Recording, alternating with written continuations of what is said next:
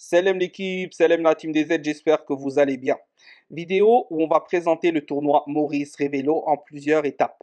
Premièrement, présentation complète du tournoi est plutôt rapide, avec bien évidemment les équipes en jeu, qu'est-ce que le tournoi Maurice Révélo, etc. Deuxièmement, on va s'attarder sur le groupe de notre pays, donc l'Algérie. On va voir quelle équipe elle affronte, on va voir qui est l'entraîneur, les joueurs convoqués, etc. Et troisièmement, on reviendra sur le débrief donc, du match Algérie 0, Japon 1. Avant de commencer, je vous indique que tout le tournoi est diffusé sur beIN Sport FR, donc n'hésitez pas à vous abonner si vous n'êtes pas abonné à beIN Sport FR ou si vous avez les chaînes autrement. Voilà, chacun fait ce qu'il veut. Et je précise que pour ce tournoi-là, je vais essayer d'être en live donc pour les deux prochains matchs. Sur ce match-là, la deuxième mi-temps, on a fait un petit live pendant le match. C'était un petit live test, un petit live détente où on a parlé un peu avec les abonnés, etc. pour voir un peu ce que ça donnait, qui suivait le match, etc. Mais pour la Colombie, j'essaierai d'être là en entièreté. On commentera le match ensemble. Une fois que ça c'est dit, on va rentrer dans le vif du sujet. Juste avant ça, n'hésitez pas à vous abonner si ce n'est pas déjà fait, à mettre un maximum de pouces bleus et bien sûr me donner votre avis sur l'utilité de ce tournoi selon vous. Est-ce que c'est une bonne chose ou pas pour notre équipe de jeunes? Et bien évidemment, qu'est-ce que vous avez pensé de cette équipe de jeunes pour ce premier match face au Japon et cette défaite? Une fois que ça c'est dit, on va rentrer dans le vif du sujet. Donc déjà, le tournoi Maurice Révélo, anciennement appelé tournoi de Toulon. On a tous déjà entendu parler de ça depuis longtemps, même ceux qui ne suivent pas. Le tournoi de Toulon, il est très très connu. Il existe depuis 1967. C'est la troisième fois que l'Algérie participe. Elle était absente depuis presque 30 ans à ce tournoi-là. Et c'est un tournoi qui est dirigé vers les jeunes. Donc c'est que des joueurs de moins de 21 ans. Donc les équipes envoient des joueurs de moins de 21 ans. Certains peuvent envoyer les U16 peut-être, les U18, voilà. Du moment, la règle c'est que les joueurs ont moins de 21 ans. C'est un tournoi très très connu en France, international, très très connu, très apprécié et très suivi aussi parce qu'on découvre vraiment des pépites. D'ailleurs, pour faire un petit rappel, Zinedine Zidane, Thierry Henry, d'autres joueurs comme ça, des grands noms du football, sont passés par ce tournoi-là pour ceux qui ne le savaient pas. Donc ça, c'était de manière très brève pour le tournoi. On va maintenant voir bien évidemment quelle équipe compose cette édition 2022. Donc, comme vous le voyez à l'écran, voici donc les 12 équipes qui composeront ce tournoi 2022. On a l'Arabie Saoudite, l'Argentine, la France, le Panama, le Ghana, l'Indonésie, le Mexique, le Venezuela, l'Algérie, la Colombie, le Japon et les Comores. Donc, on a 12 équipes séparées donc en trois groupes, groupe A, groupe B et groupe C. Tout simplement, c'est aussi simple que ça. Et on rentrera dans le vif du sujet sur d'autres vidéos, sur comment se qualifier, etc., etc. Donc ça, c'était pour la première partie, la présentation du tournoi 2022. Maintenant, on va rentrer dans le groupe de l'Algérie.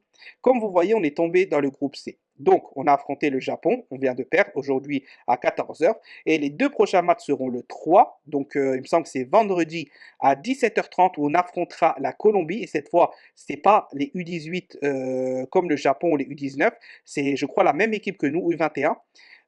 Parce que certains disent qu'on est les U23, mais je crois que c'est plus U21, on reviendra sur ça. Et on affrontera les Comores à 17h30. Donc concrètement, il faut battre les deux adversaires pour passer.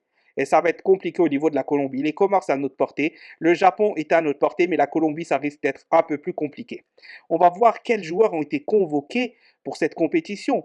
Donc vous avez la liste à l'écran. Donc, comme vous voyez, il y a tous les joueurs. Donc, il y a 22 joueurs convoqués, même plus, 23, pardon, 23 joueurs convoqués. Et on a Nordin Ould Ali qui est le sélectionneur. Donc, déjà, on va s'attarder sur les sélectionneurs. Qui est ce sélectionneur? Honnêtement, j'en sais rien. C'est pas quelqu'un de connu. On se demande d'où il sort ces sélectionneurs. C'est pas quelqu'un de compétent spécialement. Il n'a pas de CV à son actif. Vous me corrigerez si je me trompe. Mais moi, je ne le connais pas personnellement plus que ça. C'est-à-dire qu'il n'a rien fait pour être sélectionneur de notre équipe de jeunes. On se demande comment ces sélectionneurs sont choisis. Aussi bien avec l'A7 des U20, donc lui on le connaît un peu plus, mais il n'a pas les compétences pour être sélectionneur, etc. Et on se demande pourquoi ils sont là en fait. On mériterait d'avoir beaucoup mieux. Et ça, bien évidemment, c'est la FAF qui doit gérer ça. Au niveau des joueurs, donc pour ceux qui peuvent se poser la question, on a pas mal de joueurs binationaux. Donc des joueurs de l'OGC Nice, le gardien de l'OGC Nice, on a des joueurs de Clermont, on a des joueurs comme Guermouche qui est l'attaquant qui a été titularisé aujourd'hui. On a vu que c'est quelqu'un de Ligue 1, il a fait quelques matchs en Ligue 1, donc il a seulement 21 ans, donc il y a quasi 50% de l'effectif qui sont des joueurs binationaux. Il faut savoir que certains ont refusé de rejoindre. D'ailleurs, on va pas dire les noms, moi je sais qui, mais ils ont refusé de rejoindre. Et on pourrait se demander où est Yanis Lara, qu'on aurait pu sélectionner parce qu'il est très bon. Yanis Lara a demandé de faire une pause à la FAF. Ils ont dit de ne plus le convoquer. Ça sent peut-être le retournement de veste, mais ça, on y reviendra dans un autre sujet, dans une autre vidéo. Donc voilà. C'était pour dire déjà que locaux et binationaux ont été choisis, les meilleurs ont été choisis. Après, certes, pour moi, c'est pas forcément les meilleurs à tous les postes. Peut-être qu'à 3-4 joueurs près, ça peut s'inverser, mais globalement, il y a les meilleurs comme Belkhir, Titraoui, Boulbina, côté binationaux, Hadji Moussa, Germouche. Voilà, on a des bons joueurs. Voici l'équipe qui a été alignée. Donc, Maachou, Azi, Leidouni, Benchab, Kouch, Bouras, Belkhir, Khetir, Hadji Moussa, Boulbina, Germouche. Donc, ça a été posté en 4-2-3 avec un double pivot Boukhas Khetir. On a eu Belkhir en 10, donc c'est pas son meilleur poste pour moi. Et c'est là où c'est problématique. C'était problématique, mais voilà, il y a eu du bon, du moins bon, etc. etc. Mais dans l'ensemble, voilà la compo qui a été alignée face au Japon. Pour moi, c'est pas la meilleure compo possible. C'est pas ce que j'aurais fait personnellement. J'aurais plutôt tenté un 4-3-3. Renforcer le milieu de terrain avec un Chitraoui. J'aurais plutôt sorti peut-être Hadji Moussa, que je trouve de moins en moins bon depuis plusieurs matchs déjà. Donc voilà. Et j'aurais laissé peut-être un Belkhir, etc. Maintenant, on va rentrer sur le débrief complet donc, de ce match, mon ressenti. Maintenant qu'on a présenté le groupe, les joueurs, vous avez eu la liste, le sélectionneur, on a fait un récapitulatif de l'équipe type qui a été alignée aujourd'hui, qui n'est pour moi pas la meilleure. On va dire ce qui n'est pas allé avec cette équipe du Japon. Et il y a beaucoup de choses à dire parce que certains disent un peu tout et n'importe quoi. Beaucoup de vérité, mais beaucoup de mensonges aussi. Donc, pour revenir à cette défaite face au Japon. Déjà, est-ce que c'est la honte? Est-ce que c'est une humiliation? Parce que rappelons que les joueurs du Japon étaient tous très jeunes. Les seuls joueurs alignés dans l'équipe titulaire, c'était Bulbina. C'était le seul qui avait l'équipe, qui avait l'âge des joueurs du Japon. Est-ce que c'est une honte? Est-ce que c'est une humiliation? Est-ce que ceci, est-ce que cela, en soi, non contre l'Algérie, mais oui contre la fédération. Pourquoi? Parce que déjà, avant de juger, rappelons que cette équipe ne travaille pas ensemble correctement.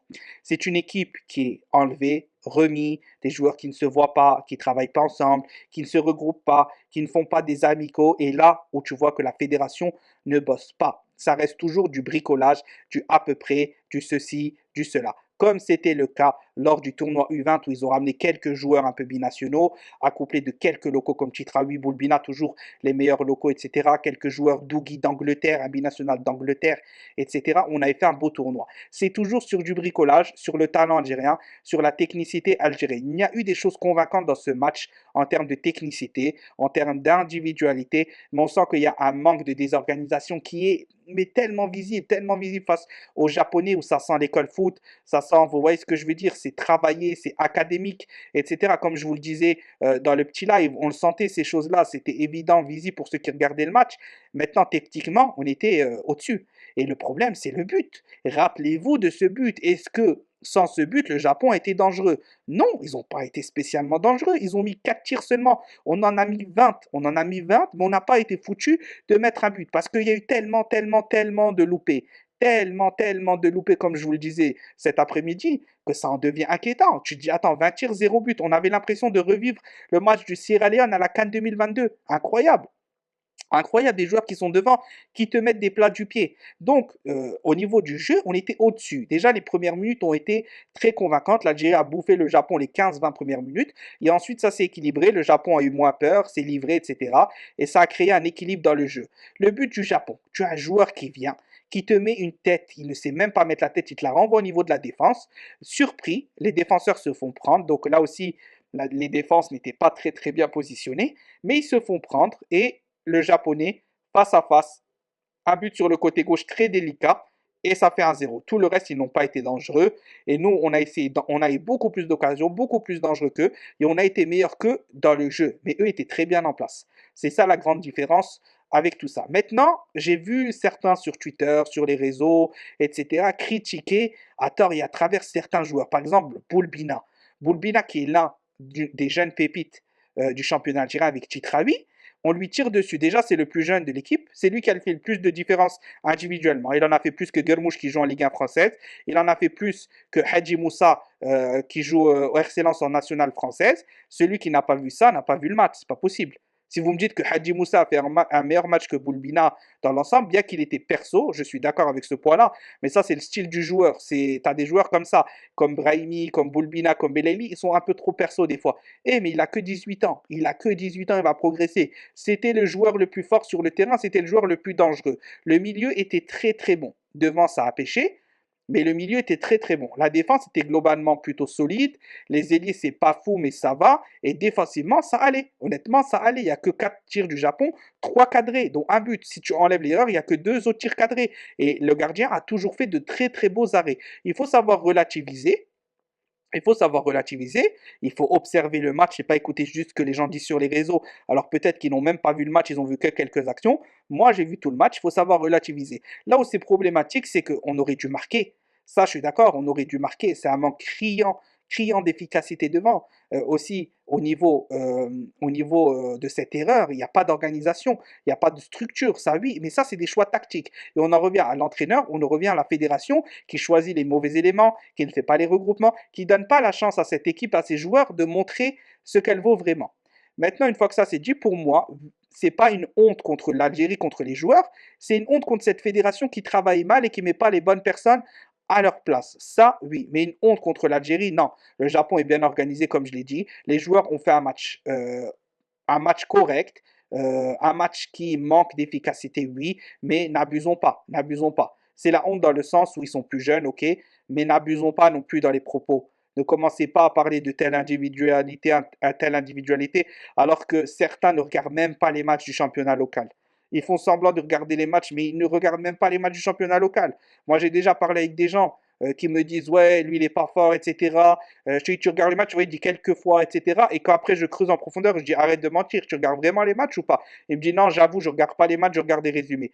Donc déjà, méfiez-vous des gens qui ne regardent pas les matchs, méfiez-vous des gens qui ne critiquent alors qu'ils ne connaissent pas les joueurs, et méfiez-vous des gens qui ont des a priori sur telle ou telle chose. On a vu aujourd'hui qu'il y avait des joueurs aussi bien locaux que binationaux qui n'étaient pas au niveau, qui n'étaient pas au niveau. On a certains très bons locaux et on a certains très bons binationaux, mais on a aussi certains très mauvais binationaux. Et binationaux ne veut pas dire supérieur aux joueurs locaux. D'ailleurs, entre Hadji Moussa, les deux ailiers, et Boulbina, en individualité, Boulbina est plus fort et plus jeune. C'est évident. Tu mets un autre joueur de 18 ans du championnat, un autre binationaux, n'importe lequel, face à Titraoui est plus fort que lui. On n'a pas aujourd'hui, à l'âge de Titraoui, quelqu'un de plus fort en Europe que lui. Après, maintenant, tu as des très bons. Je me demande pourquoi Eit Hammer du Bayern n'a pas été sélectionné, par exemple. C'est dommage. Yanis Lara, je reviens dessus parce que beaucoup m'en parlent. Yanis Lara ne veut plus être appelé par la fédération.